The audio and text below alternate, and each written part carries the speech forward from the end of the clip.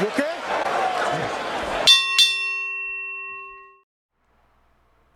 All right, we're live. Hell yeah. Sweet Science Gym All right. Good to in see you. Hawthorne, California. Good to see you, Good Chris. to see you. Oh, should I do the opening? What opening? You remember I gave you the opening. You asked me to do it on every episode. Oh, no. It's all good. It's all good. How's it going, man? Good, man. Good to be back. Yeah. It's our regular thing now, huh? Yeah, it's a regular thing. Thank you for joining us. I am Chris, your boxing enthusiast. With me, as always, I'll do it. Yeah, I gotta go for do it. All right. All right, cool. With me, as always, is the multifaceted creator-owner of the Sweet Science brand, professional boxing coach and insider, our host and my very good friend, Coach Marco Trejo. What's up, guys? That's good, man. Love that. Not bad, right? Oh, yeah. You got to introduce me to everybody like that. Okay, I will do. Yeah. I remember. Got to record that and put on my phone or something. Okay, I watched the last one enough times to remember what it was. Yeah, this is a pretty long intro. That's Yeah, it's good. not bad. Yeah. Awesome. Yeah. Well, I've got to work on my intro for our guests next time we have Yeah. one. Next time we have a guest, you Yeah. can work up that intro. Yeah, I've got yours down. Yeah, It's memorized. I got to do something proper to follow that up, you know. Yeah, for sure. I know. And then we're like, here's our guest. Yeah, it's some guy. Yeah. He knows boxing. Some guy who comes and talks about boxing. Yeah. Hell All yeah. right, man. Well, Not a lot of fights this weekend, though. no, not a lot of fights. No, not a lot of action this weekend, although there are some announcements. We always joke there's like two things that come up on every show. It'll happen for the next 3 years, right? Maybe. I think so. So those two things are what? Triple G Triple G and Canelo, and then Tyson Fury. Fury. Yeah. Well, I mean, they're relevant, you know. I mean, they're relevant. Something new every week. Yeah, they're gonna stay relevant for a while, you know. Wow. I mean, Triple G's got at least two solid years, maybe three, before maybe we see a decline in his I don't know, his health or just his ring presence. Yeah. But he's gonna remain strong. And you know the way boxing's been going with like Mayweather and B-Hop, just you know, Yeah. I mean, being awesome at 40 and true. plus. B-Hop was winning titles and stuff up there. Yeah, at that 50. age. So Yeah, I mean, who knows? I mean, dare me to say Triple G could get better as he gets older. maybe we'll see. He's got some hard fights ahead of him. I think we talked Yeah, about that. yeah, one, for so. sure. I think the thing that's most interesting. So they called a press conference this week to basically say that there's no update. So they called a press conference and they said they don't have an update on a finalized opponent. They don't have an update on a location because chances are it won't be at T-Mobile Arena at this point. We've got news. There's no news. Yeah, they got news. There's no news. They do expect to have news, I guess, Tuesday or Wednesday. Wait, so it's not in T-Mobile anymore, right? That's what you said? Yeah. So they did give 3 locations. I think they said the chances are it'll be at MGM Grand Garden Arena, which is slightly smaller than T-Mobile, where they used to have all the fights before T-Mobile was, or here at StubHub Center in Carson. I'd love to see it locally at StubHub. You know, we'll be there. I'll go. Yeah. Yeah. I'll check that out. I think we're gonna get our first press invite on that one. Because I think Chocolatito's on the same card. Oh yeah, that'd On be that interesting May to 5th. watch him come back after that last fight. Yeah. He got just flattened. But you know, the funny thing about StubHub, when I was looking into doing a pro boxing show, Yeah. StubHub supposedly they'll give you the location. You just have to sell X amount of tickets and then cut them in on the ticket sales. Really? Yeah, I think that's what I heard. So, That's crazy. yeah, so I could see it. I could see it being moved over there just to kind of recoup some of the money that's lost from not having the. Yeah, because they're the not going to mega have the fight. attendance, right? Yeah. So the attendance is going to go way down. So I would imagine StubHub's like, yeah, do it here. You know, we'll hook you guys up. I'm surprised it's StubHub and not. I went to the last Triple G I went to was at StubHub Center, and they kind of oversold it. There were too many tickets, and when he fought after that, he fought at the Forum because it's slightly bigger. So they might do Grand Garden Arena just because it's a little bit larger. But yeah, and plus I checked because I was like, oh, that's interesting. Let me see what StubHub's website says. What are they doing that day? They have like some concert, like a suicidal tendencies concert. that but they have a bunch of different areas. That sounds like fun too, though. Wouldn't mind seeing that. So, And then Tom Loeffler, the promoter, I guess, indicated they're still trying to target Martirosyan. Okay. Yeah, so Well, hey, you know that that female boxer that's supposed to come down here next week? She signed with Tom Loeffler. oh, really? The one I was telling you about Yeah, that's yeah. coming The down for Australian? sparring. Yeah. Yeah, yeah. She's probably. Hopefully, she could be a guest on the podcast in 2 weeks. So Yeah, that'd be cool. pretty cool. Yeah, way cool. Yeah. But yeah, so I think they're still trying to get Martirosyan, but there's a problem I read with the because he won't be defending his title against Canelo. The next in line for mandatories is the IBF #1 contender, Mm-hmm. a cat who's 12-0. I'm not even sure how you say his name. For Triple G. Yeah. So now there's like this big deal about if he's going to take a fight, he has to take the IBF #1 contender, or they might strip him of the belt. I don't know who that cat is though. I haven't seen him fight before. He's got like a Eastern European or Ukrainian name, I think, but he's like 12-0. Does he train here? I don't know. I don't know. I'm not sure how those rotations work. I think I know who you're talking about. I think he might train at Legends Boxing. Maybe. He's kind of tall, kind of tall, right? I'll have to look it up. See if I can show you his name because I can't pronounce it. But it's interesting though because I'm not sure how the rotate. Like, how do they decide who's #1 contender, who's mandatory, comes next in rotation? Because you have mandatories for each belt, right? So you have your mandatories for WBC, for WBO. So like, I wonder how they figure out. Well, who's next? Who has to be the #1? I think it's whoever puts the press release out first. It's like whoever gets to it first. That's gonna be a good question. If the WBC comes down here, or any of the sanctioning bodies, I'm gonna ask them how that rotation works. We were supposed to have Nancy Rodriguez, who's the I guess she's PR director for WBC, but she wasn't feeling well. Well, hope you're getting better. Yeah, Nancy. I hope you feel better. Yeah, but she should be here next weekend. That's definitely a good question for her. Yeah, I'll ask her because I'm very curious about how they determine that rotation. Yeah, so. I honestly think it's whose ever press release gets out first, because then it's you kind of beat them to the punch. No pun intended, but I mean the relevancy is like we got there first, and then you kind of look. You look lame if you're like right after. You're the next like, one. You got to fight our mandatory. Yeah, so like we'll figure it out though. We'll bring it back to you guys once we determine how that rotation works. Interesting, man. All those little things of boxing, the mandatories, unifying titles. There's so many little nuances to deal with. You know what I'm curious about? I've seen a lot of comments. So I read some articles and stuff like that about Triple G and Canelo to figure out where they're at, what's going on with the hearing, with the suspensions, all that stuff.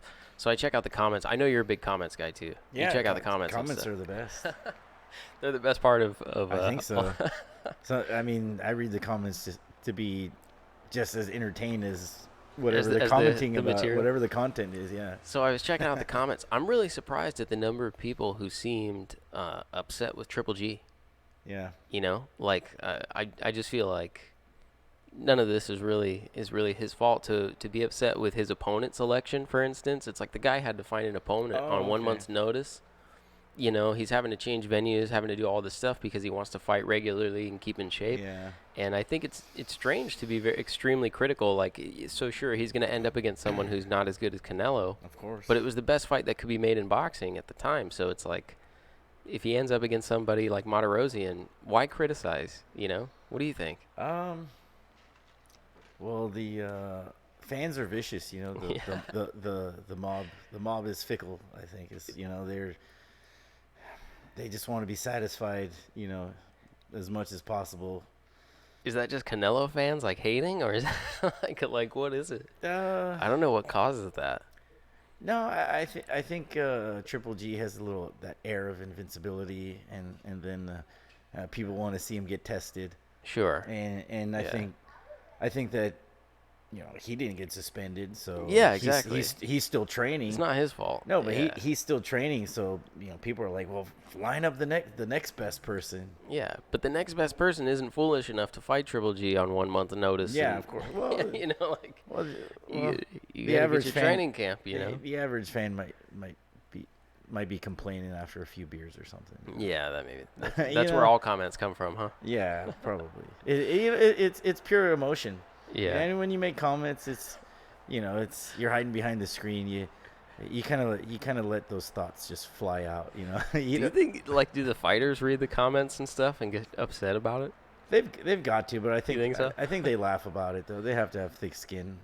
Sure, yeah. I don't think They're you can. being criticized all the time, I guess. Yeah, exactly.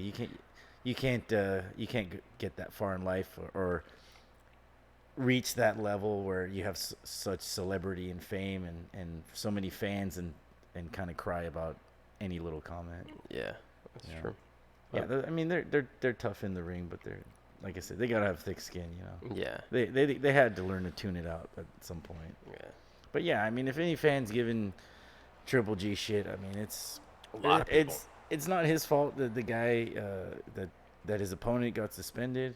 He's, as far as I know, he's been in the gym just training, and then if they're trying to line up opponents, what's the other? It's those potential opponents' faults that they're not in the gym being ready.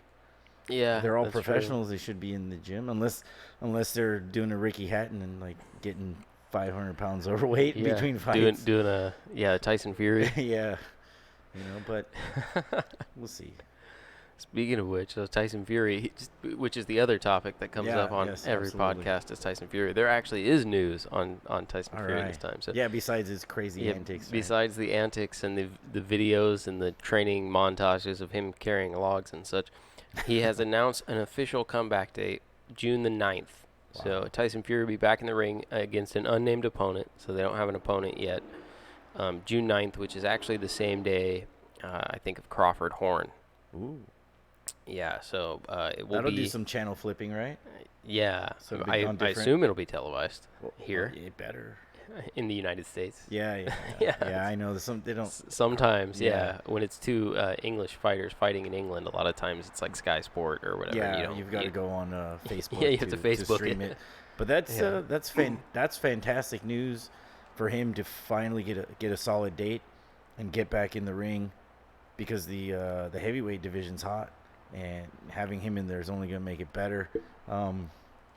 It's going to throw a little bit of a wrench, I think, into Joshua Wilder, especially if he comes out.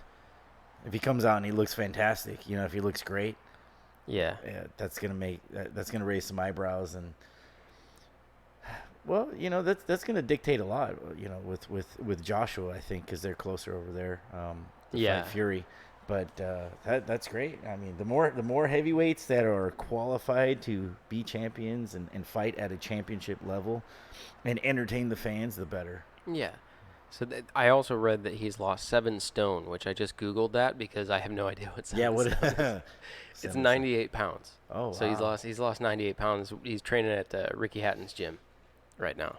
Well, like I said, that's the guy you go to if you got to lose a lot of weight, because Ricky Hatton used to blow up in Yeah. between fights. He Man. looked like a totally different person in between Yeah. fights. I think both him and Fury party between fights pretty good. Yeah, yeah. We don't want to allegedly. Allegedly. Yeah. Well, but I'm sure they. Fury had the positive tests Yeah. as one of the test And there positive. was a video of Ricky Hatton back in the day too. You remember that one? In the Yeah, hotel. yeah, I remember that. But yeah, 100 pounds is a lot to lose. I think Fury's more of a distance fighter, right? He usually goes 12 rounds, doesn't knock too many people out, or. Yeah, well, I would say Fury uses that size and that frame a lot. So he does a lot of leaning, a lot of forearms and things like that, right? Yeah. Because of his bulk and his size. If you watch, he's normally fighting fighters who are smaller than him. He leans a lot. He leans on, when you watch the Klitschko fight, Yeah. he's constantly over his back and stuff like that. He uses a lot of forearm and stuff like that. But I don't know that you can actually do that against Anthony Joshua. Yeah. It might work against Deontay Wilder just because Wilder's actually small for a heavyweight. I mean, he's a very tall guy, but I think his last fight he only weighed in at 212 Yeah. or something like that, so barely over the heavyweight limit. That could work to smother Wilder's punches, but Wilder is getting good on uppercuts on the inside too. Yeah. But it's gonna be interesting to see Fury, physically, stamina-wise, because losing 100 pounds is is pretty drastic. That's true. And then being laid off for 2 years or more is a long time to be out of the ring. So it's gonna be interesting to see how his stamina, how his wind lasts throughout the fight. We'll see what kind of opponent they line up for him. Somebody that he can get rid of early, or somebody that's gonna kind of push him. They said that they don't want anyone who's going to go and be knocked out early on. They said the feeling was that Tyson Fury, what he needs more than anything right now is rounds. Yeah, and yeah, and they want someone who's going to be able to last with Tyson Fury for a number of rounds. If he were the kind of what they're saying, if I paraphrase, if he goes in and he knocks the guy out in the first round, it's not a good fight to build him back up to getting to Anthony Joshua. Yeah, I was just gonna say that my thoughts exactly, because a fight that goes 12 rounds is training also leading into other fights in the future. Yeah. And I mean, it really helps to build up the stamina. So, yeah, I think if you can go 12 rounds, that'll be good. And just watching his conditioning throughout those 12 rounds will be good. Everybody's going to be watching. Yeah, how he does on that. Exactly. So someone on the live chat just sent a viewer just gave us the name of the mandatory for Triple G. Awesome. For IBF. Derevyanchenko. Oh man. and I'm sorry if I butchered that. I didn't mean to. But yeah, 12-0. He's the IBF mandatory. Wow. So, yeah.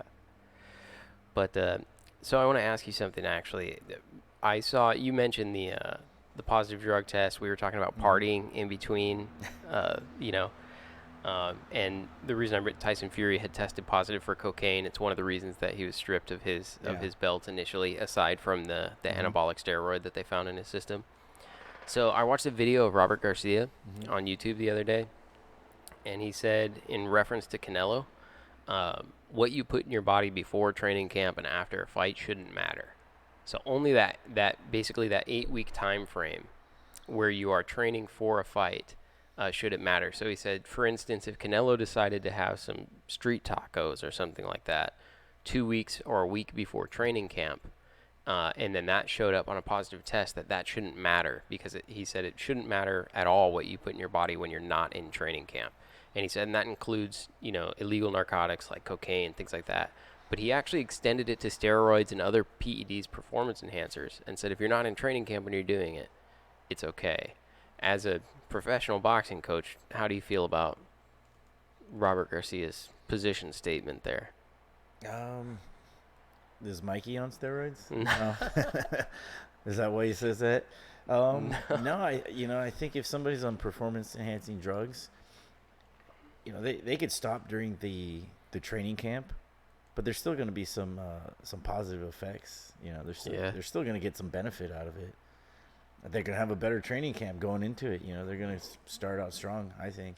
Sure. No, I think you just can't have it.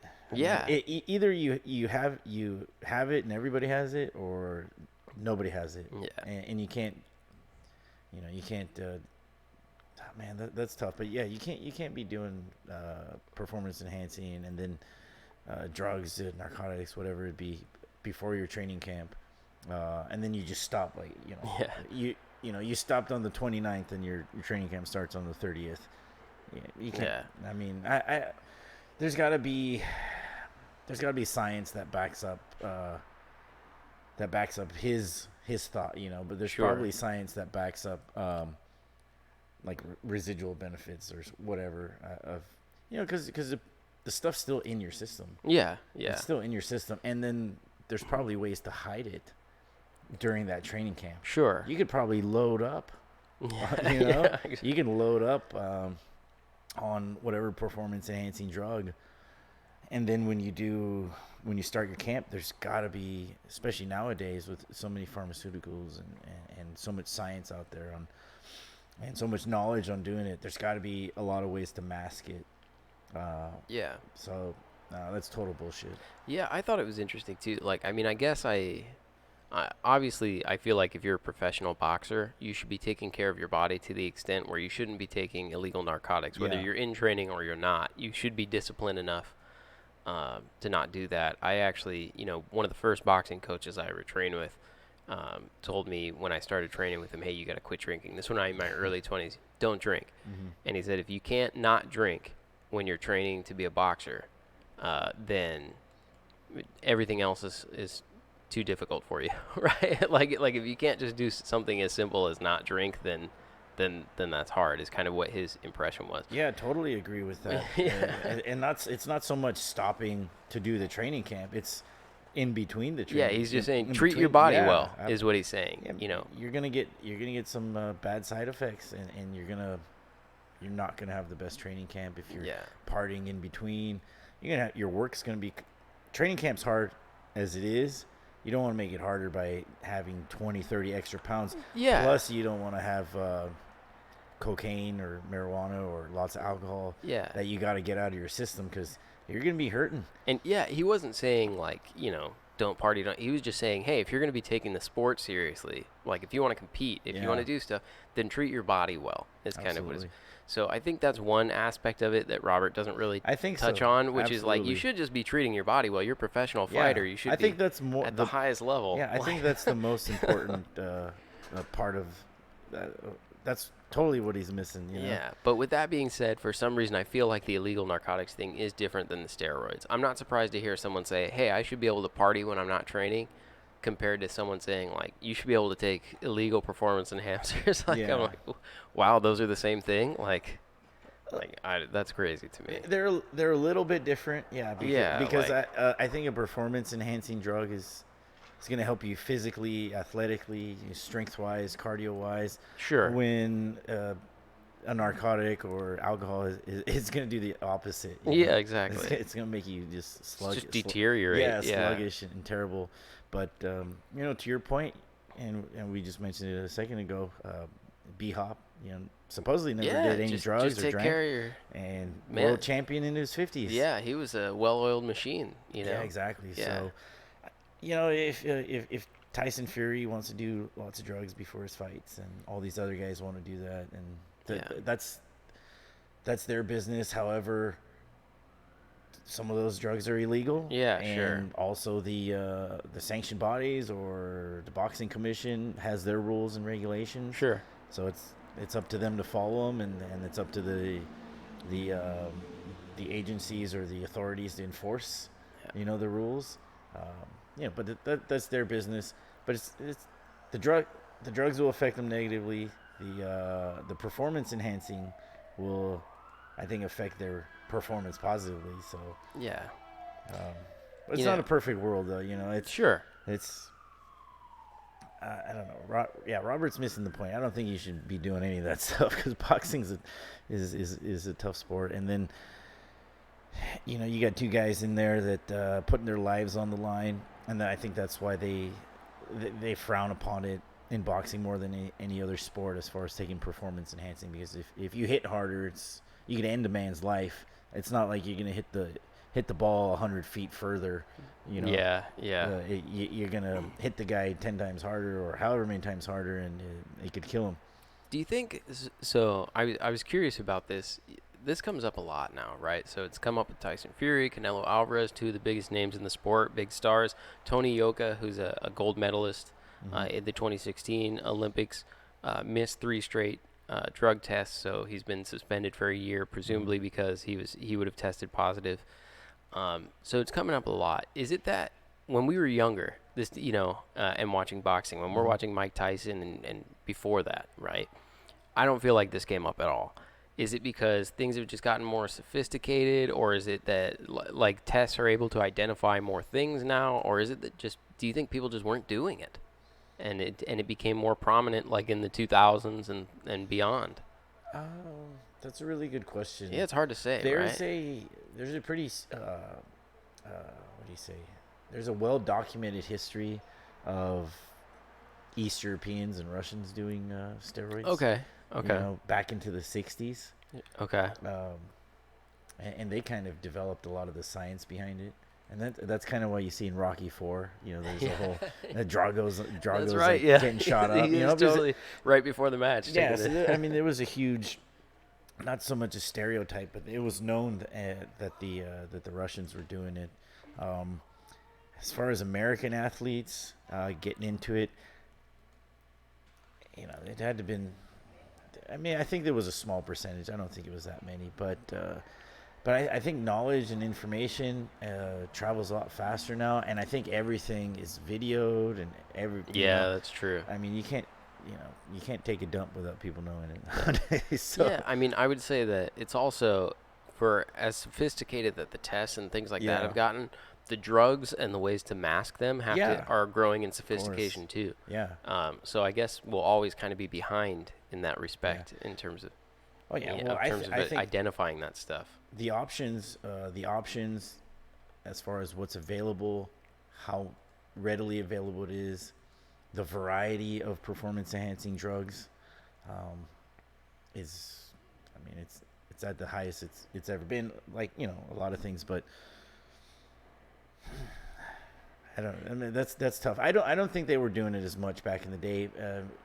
Maybe in some areas, like I said, there were some the Russian amateur team or some East European teams, and probably some Americans were doing it too. But Hard to say, right? yeah, it's hard. Yeah. It's hard to speculate.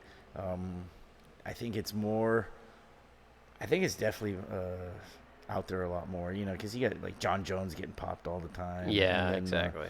And then Like really prominent figures. Yeah, You know what I exactly. mean? That's what's strange. It's like the biggest names in No, boxing and MMA are getting hit with it. Like, I think I think it's really ingrained in sports now, especially after the home run race with like Mark McGuire and Barry Bonds back in the day. yeah. Everybody, Sammy Sosa. Sammy Sosa, they were all juicing, and they admit it too. And then you get guys like Sylvester Stallone. He got caught in the airport. Because it's just more available. There's more options. It is somewhat healthier now. Not healthier, but safer, I think. Oh, okay. Because you got like testosterone injections and a whole bunch of other stuff. So Yeah. I think steroids back in I know if you take pills, it's I'm no steroid expert, but Yeah. I know if you take pills, it's bad on the liver, and that was the whole the whole thing about not taking steroids. But now if you get it directly in the bloodstream, it's instant benefit. Yeah. So I will say something I've observed just about the world-class fighters that we witness, and this goes along with what we were saying when we were talking about Robert Garcia a few moments ago. When you look at Floyd Mayweather's, the Klitschko brothers, people like that, those dudes treat their body like a temple, and they're constantly in the gym working. Even when they're not fighting, they're training. And you look at Floyd Mayweather now, for instance, who's been, retired since the McGregor fight, but he's still in the gym. He posts videos of him training in the gym every single week. Yeah. He's still in great shape, right? And he buys out the club for a night and doesn't take a single drink, right? Like, it's like those dudes. It's something that I've observed about people at that level is that they just continuously train, and they're really well. They treat their body well. You know what I mean? Yeah. Like, well, they rightfully earned their position, and they rightfully earned their health. Yeah. And their physical attributes, they rightfully earned it. If they did it without steroids, and if they did it, as you're saying, just treating their body properly. Yeah, and constantly training. Yeah. Like, that's what makes doing the performance enhancing drugs so bad. It's cheating. You're gonna get, this guy worked his whole life and does it right, treats his body right, and this guy on the other side doesn't treat his body right, but just with a couple of drugs, he can get to that same physical ability. So true. That's such a great topic in sports. It's like steroids. Should we have them? Should we not? Do we want to hit harder, hit the ball farther, run faster? Yeah. And it's and sports are entertainment. At the end of the day, it's entertainment. So that's what makes it a viable debate. A real subject to kind of debate.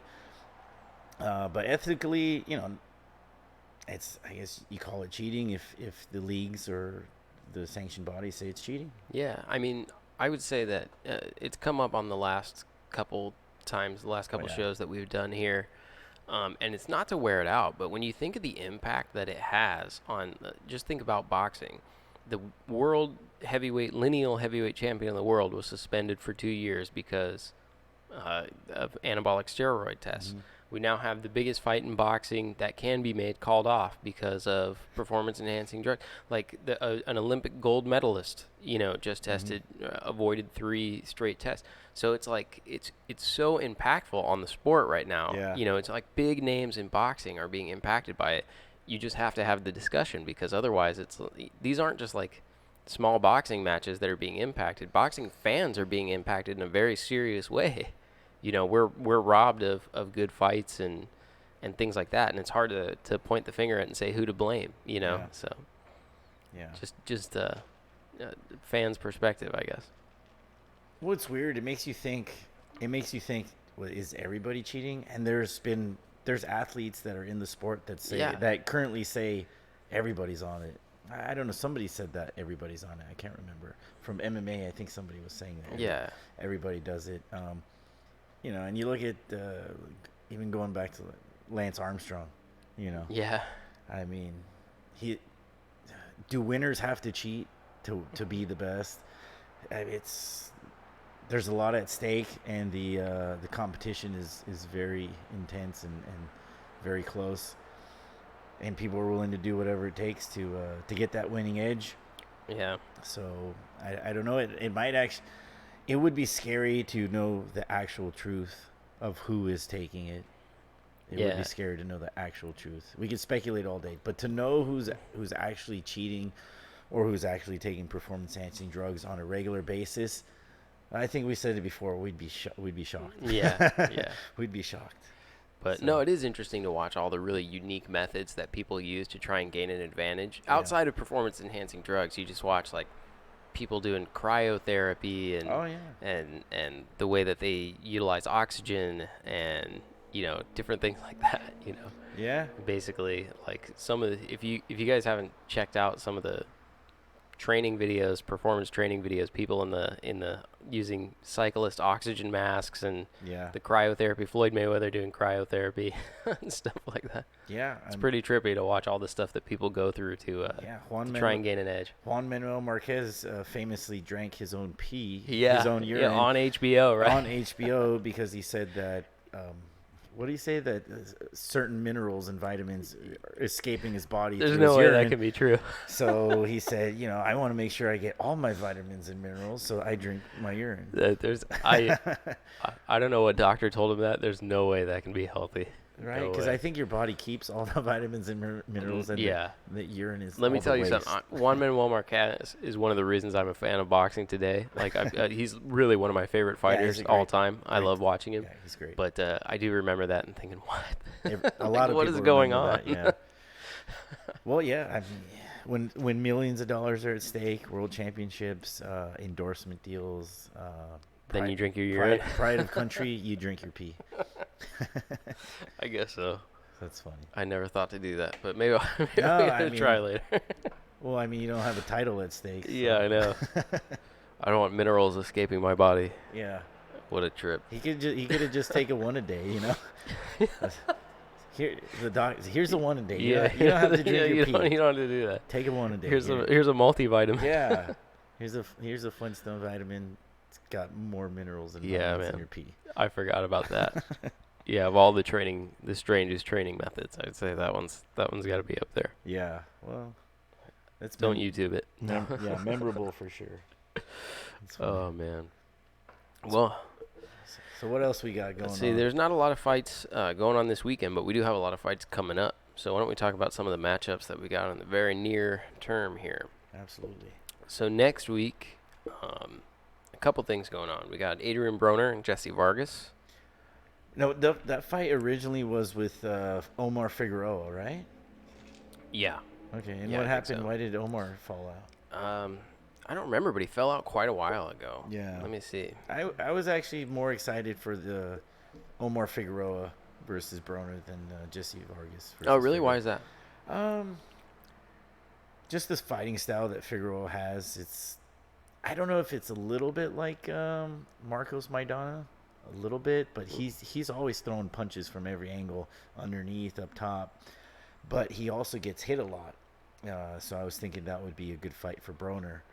Yeah. Because it's similar to Maidana's style, However, he does get hit, and I think Broner, despite all his antics and I don't know, his mental lapses, he's still a dangerous guy in the ring. I think he's still got enough skill to put some people away if he's in there with the right opponent. And it was a good test for Figueroa too, who correct me if I'm wrong, he should still be undefeated.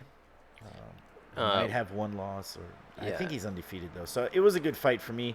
The Jesse Vargas, but Jesse Vargas has had some good fights too. So Yeah, so he pulled out early in March due to a shoulder injury. okay, So he backed out a few months ago, and then they replaced him with Jesse Vargas. okay. So Jesse Vargas has been on there. Do you think Figueroa had a better chance against Broner than does Vargas, or do you think Vargas has a better chance?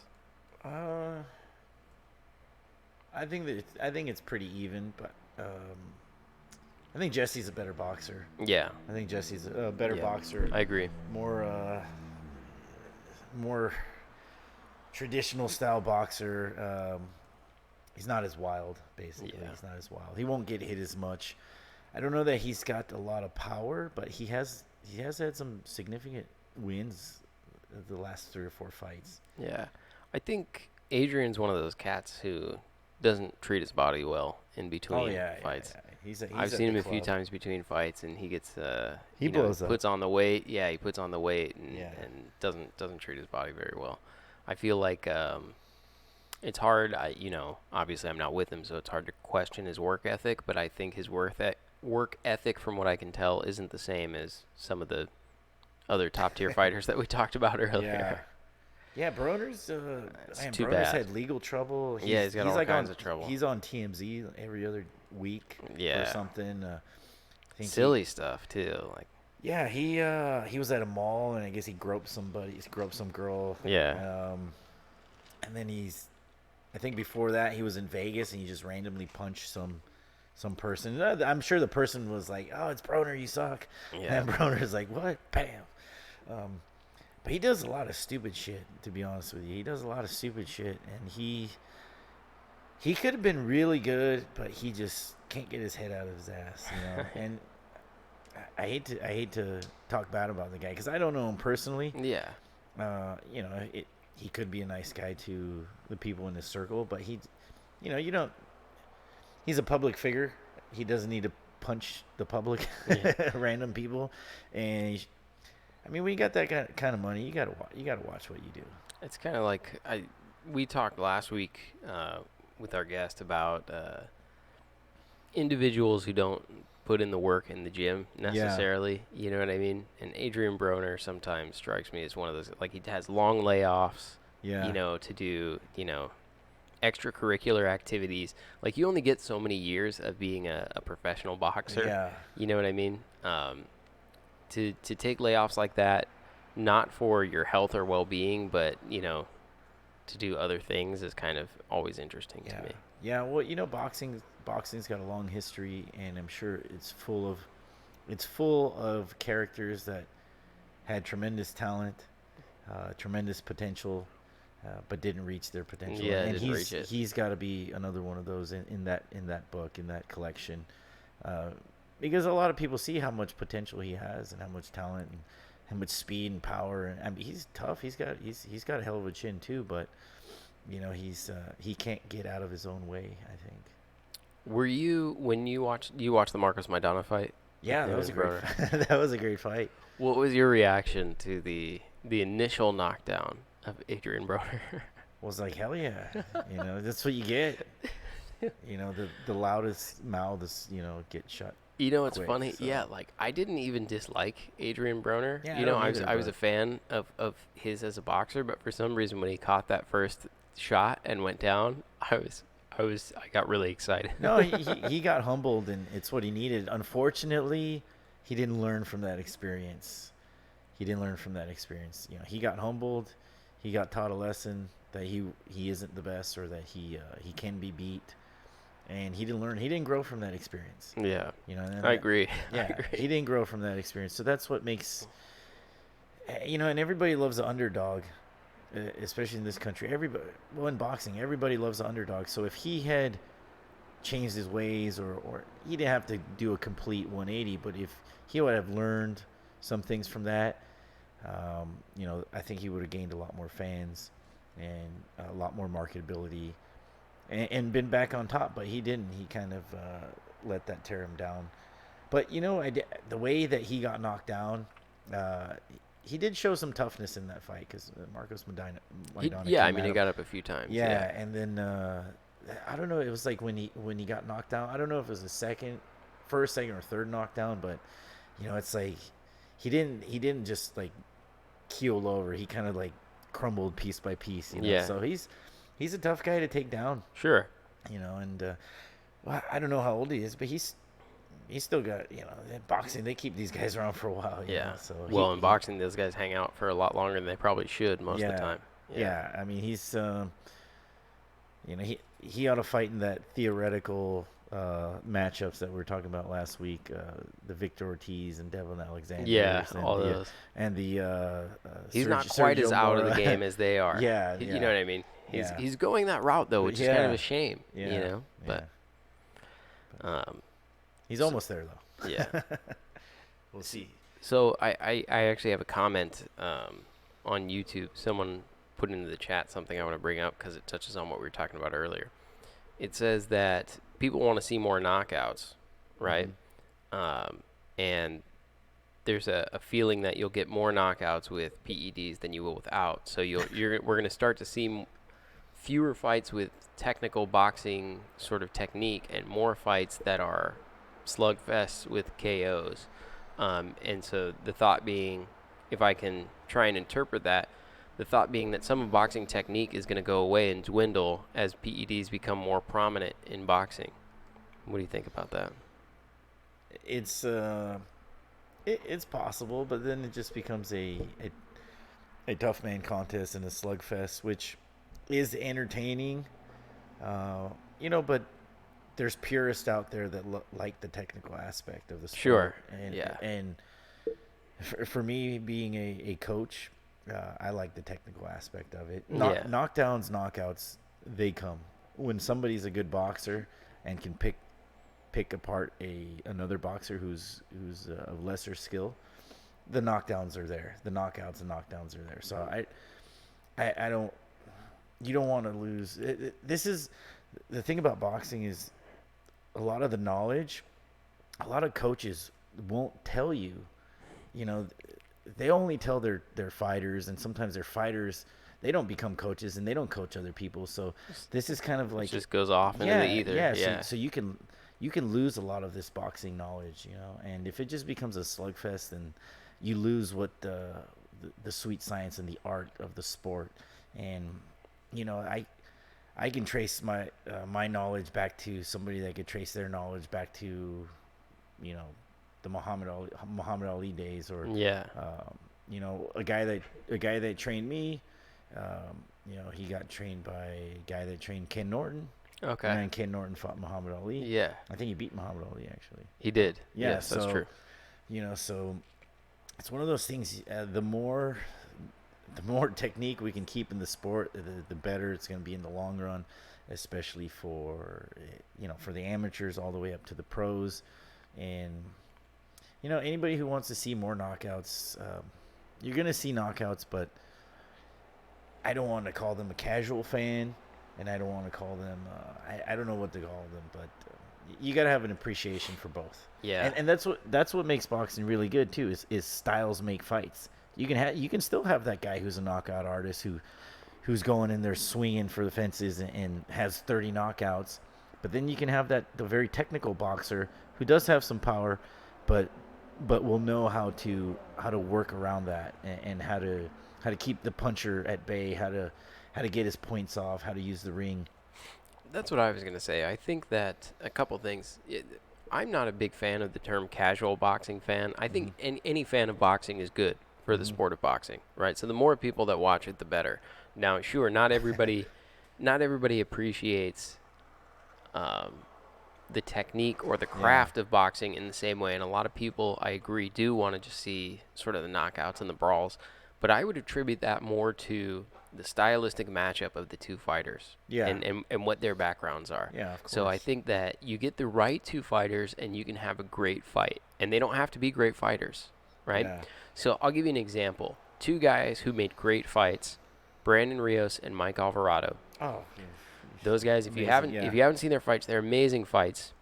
But neither one of them is a world-class fighter in the sense that they're not going to be remembered as the best fighters of their generation. The majority of big fights that they fought against big names, they lost, right? So they're not club fighters. They're better than club fighters, but they're not headliners, essentially. But these two guys, you put them in a ring together, and they make magic, right? Yeah. Like some of the best fights ever. So I think stylistically that matchup has a lot to do with what we perceive as a great fight and a bad fight. So bad fights could be two technical fighters who are working around each other for the entire fight, as an example. Yeah. And they may be some of the greatest fighters ever, but they don't make a great fight together. So. Well, I think that's what makes the matchmaker's job so important. Yeah, that's true. Charles was here the other day. That's he would tell you, that's his job, is to put an entertaining fight together. Yeah, to make the magic. Yeah, and part of it is like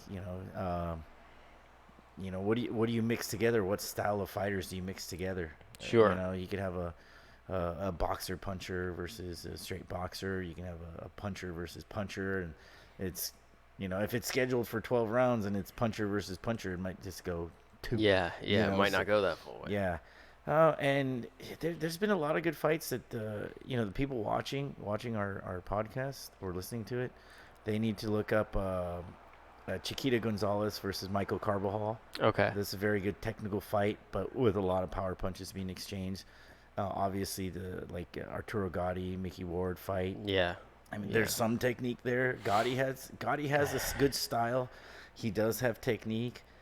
Those kind of devolve into exactly. Like they start off technical and then... or Israel Vasquez versus Rafael Marquez. Yeah, they went to war 3 times, and Israel Vasquez, I think he ended up losing his sight in one eye from that. But those guys are technical as well.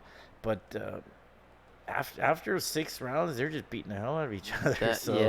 That Rafael Marquez and that Israel Vasquez, those are like, I love those fights. Yeah. Except for the last one. The last one got stopped early because of the eye. But those are all good. I recommend all those. Yeah. Everything you just said.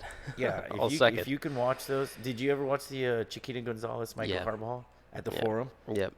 That's a great fight. That's a great fight. And those are lighter weight guys, right? I think they were like 120 something maybe, but and there's knockdowns and or Pacquiao Marquez. That's it. I mean, those are good fights to watch. Pacquiao Marquez are good fights to watch. Yeah.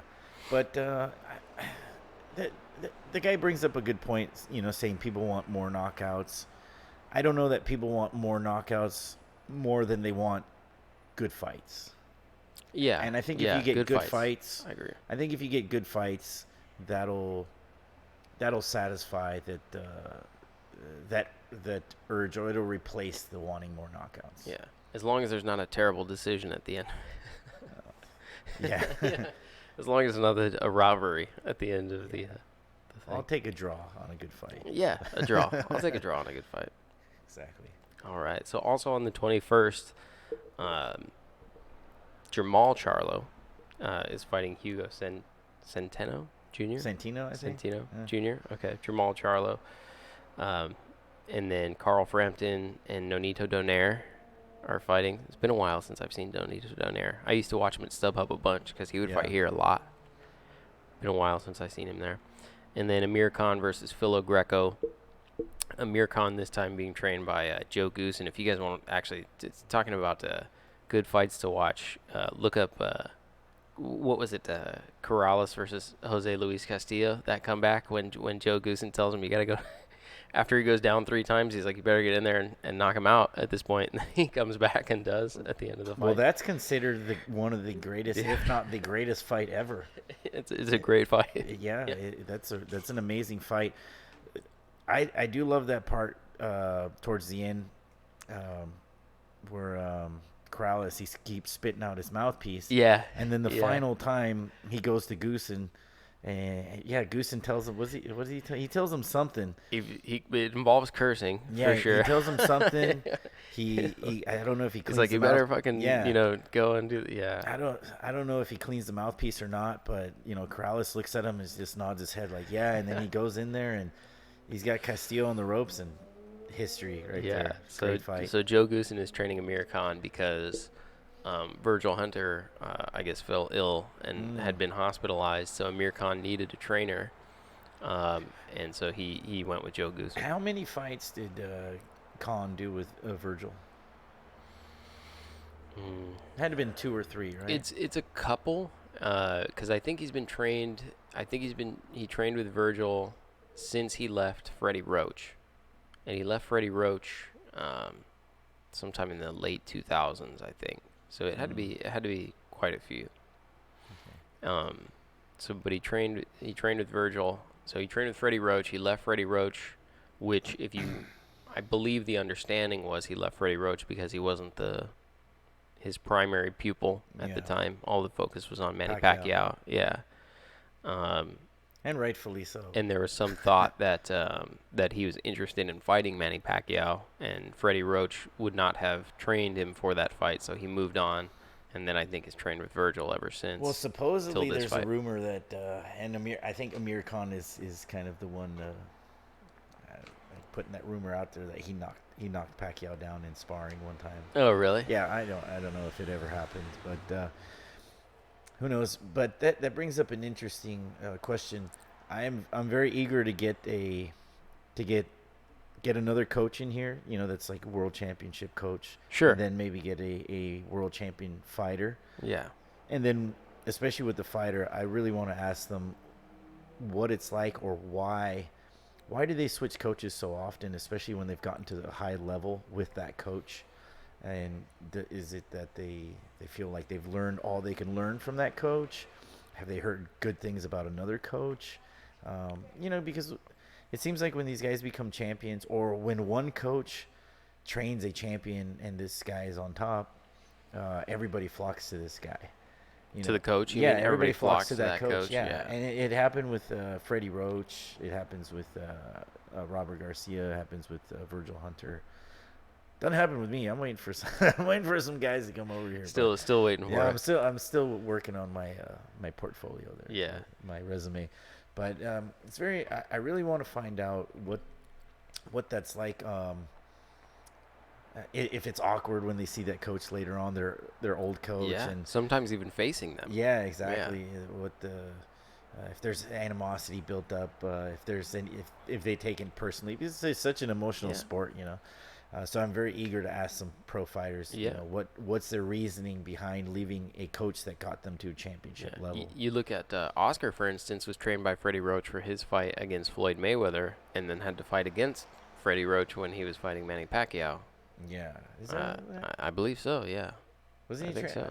Oh, okay. Well, I thought he was training with Floyd Senior, but he was training with Floyd Senior up until the Mayweather fight. He did train with Floyd Senior, but what I'm saying, not for the Floyd Mayweather fight though. Yeah. So he left.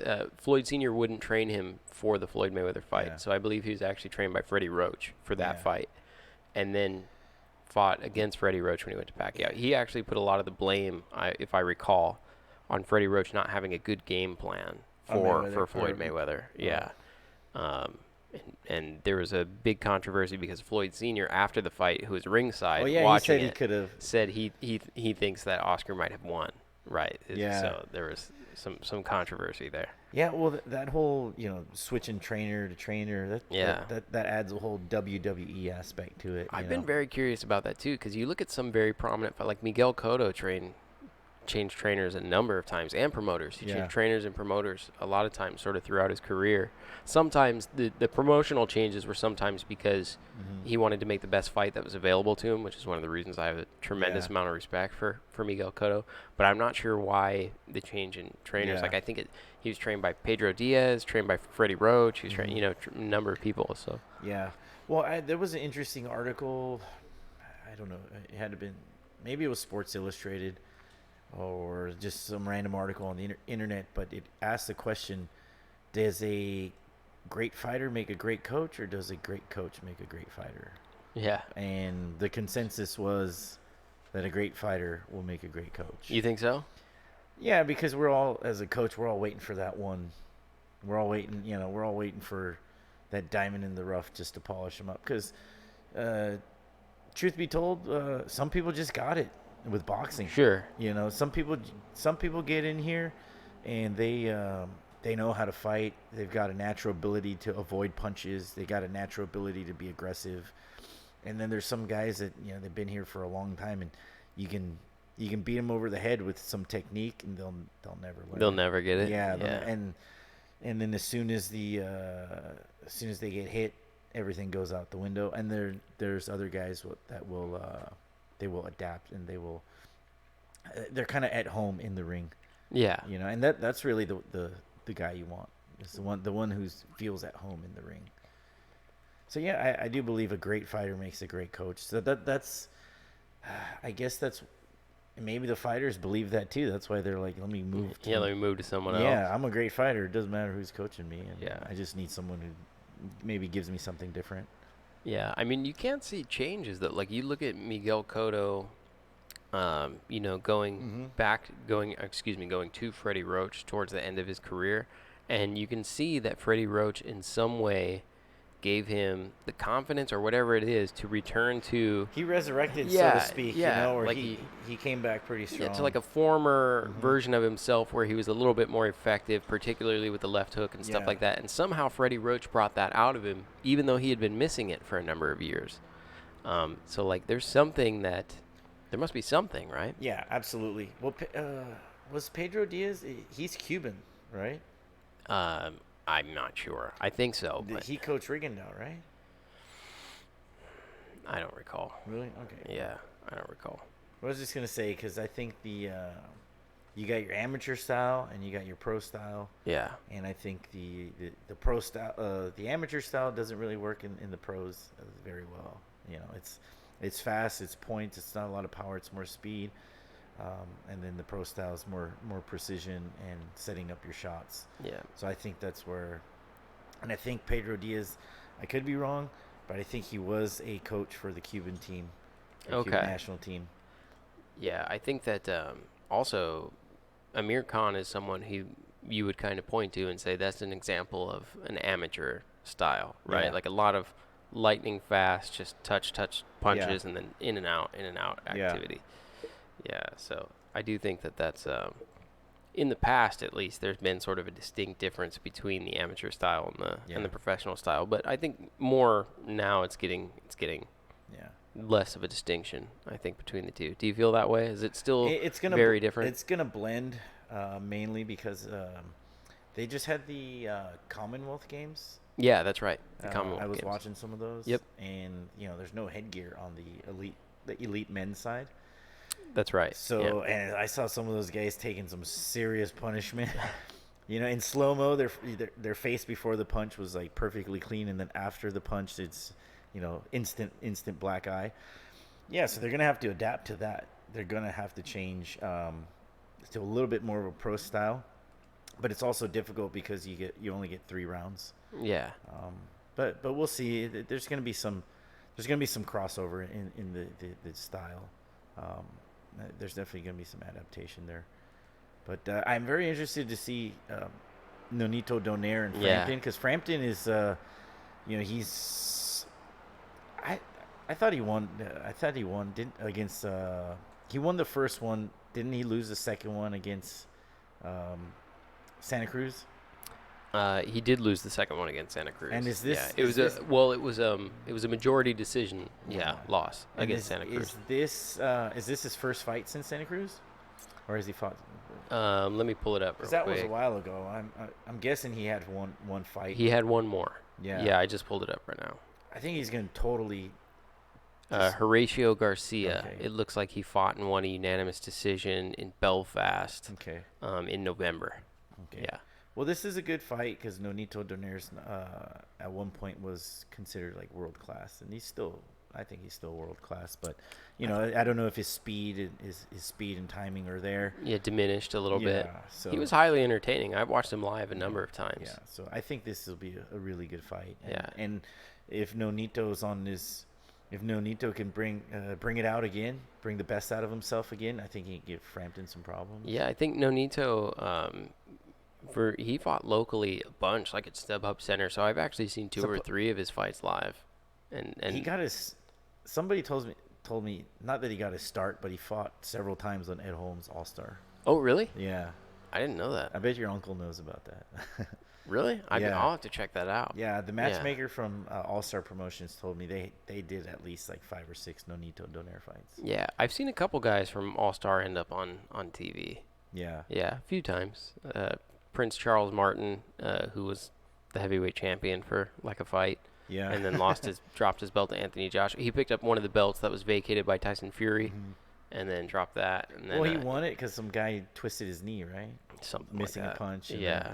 And then Ishmael Salak, who went on to HBO, too, and he got KO'd by Kovalev, I think, not too long, a few years back. Yeah, so all those guys came from All Star. Yeah. Yeah, if any fans listening, check. I don't know, check your local arenas or check for your local boxing promotion. That's where they come through, man. Yeah. You will see some good fights, and that's where you'll see the up-and-coming stars. I mean, these guys are 1, 2, 3 fights away from fighting on TV. Yeah, in fact, Jose Hernandez, who was a guest of ours here a few weeks ago, the GBO light heavyweight, I think it was champion. He's got anything like that? Who came through All Star Promotions. I have seen him on All Star Promotions cards a number of times. It looks like he's going to fight on CBS in June. No way. Yeah, let me see. We need to call him to get some sparring. I know. call him up. If BoxRec is accurate, let me see. I'm going to pull up his BoxRec. I actually want to spar Jose for 1 round. Yeah, just to see what it's like. Yeah, I think I could do pretty good against him for 1 round. After that, he'll kill me. I'll spar anybody for 1 round. Yeah, exactly. If we can gauge my quality of boxing on 1 round, I'll do all right. Yeah, I was going through BoxRec upcoming fights, and he showed up as an upcoming fight on CBS. Who's he fighting? Let's see. That's great news, by the way. At Allstate Arena in Rosemont, he is fighting Mike Lee. Ooh, really? Mike Lee has I think he's a IBF or something, American champion. That's what it says. It says he's fighting Mike Lee on June 8th. Mike Lee is 20-0. Yeah, Mike. Yeah. That's a good fight, actually. That's a good fight for Jose. Mike Lee's a tough guy.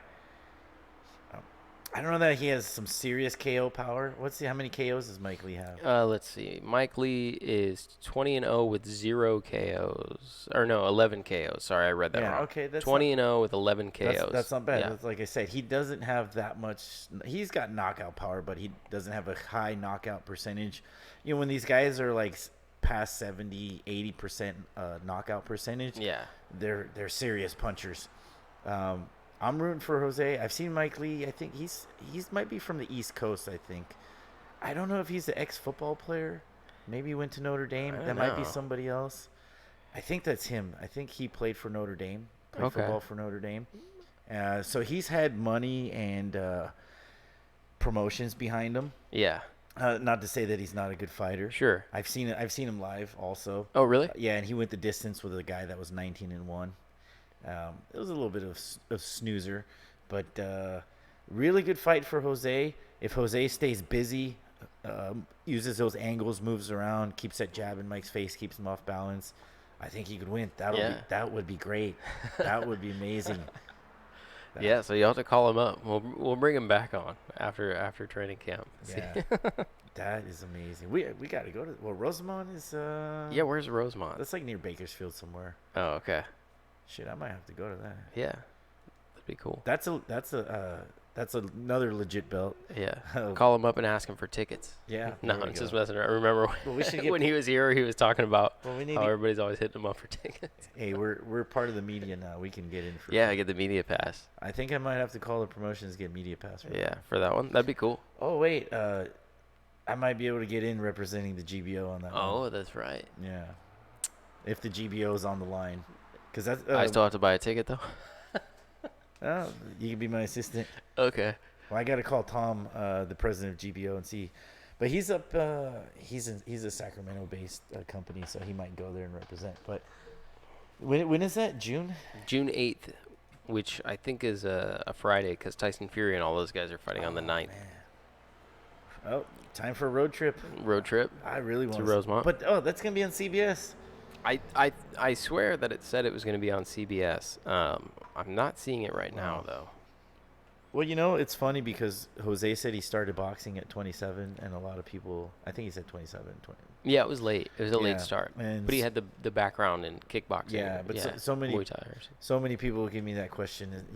They're 21 or 22. They're like, it's too late for me, right? And it really isn't. You don't think so? No, it really isn't. I mean, some people. Sergio Martinez didn't pick up boxing until he was. He was a pro soccer player, semi-pro soccer player, something like that. He was a cyclist, right? Okay. Wasn't he? I think he was a cyclist, and he didn't pick up boxing until he was in his low 20s. But it's uncommon for sure. Yeah. It is a pretty old start, I would say. Yeah, but it's possible. Possible. Yeah, it's definitely possible. All right. Well, I mean, for the fans out there listening, tune into CBS June 8th. Cheer for Jose Hernandez. I hope it's actually on CBS now. Right?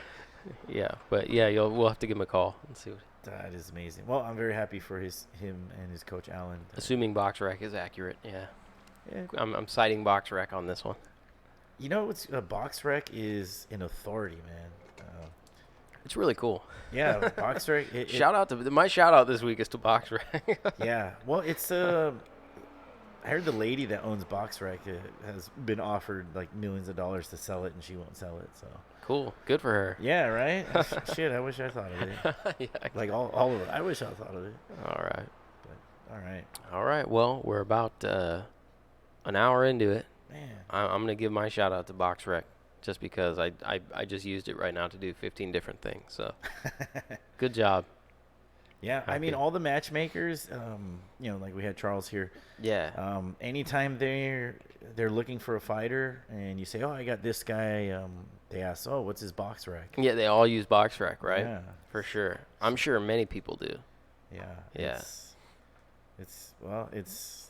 I don't think there's anything else out there to compete with it. Yeah, so good for BoxRec. Good for them. Yeah, good for us. We can look stuff up, and it's good because it has more than just people's boxing records, right? Oh, it's got all kinds of stuff. It's got like their promotional companies, managers, upcoming fights. Yeah. All the world champions, the rankings, all that stuff. It's all visible on there. Yeah, that's a great database for all the boxing information. Yeah. As far as who's fighting, who's in it. So a giant plug for BoxRec.com. Yeah. Not our sponsor. Not. We are not sponsored by BoxRec. Just so you guys know. Not yet. We need a sponsor. If anybody's out there listening who owns a company in boxing, sponsor the show. Yeah. Beat the Count with Coach and Chris, brought to you by your company. Yeah. Right. Awesome. All right.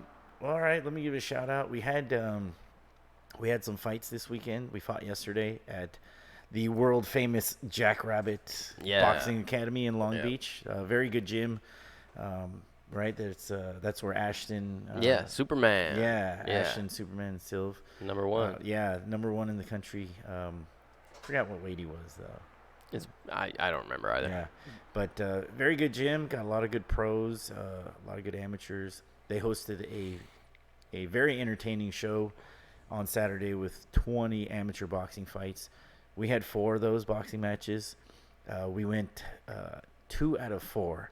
Nice. So not bad. We won 2 fights. We lost 2 fights, and the 2 fights that we lost were, they weren't complete blowovers. Just a few adjustments we had to make. But the guys fought well.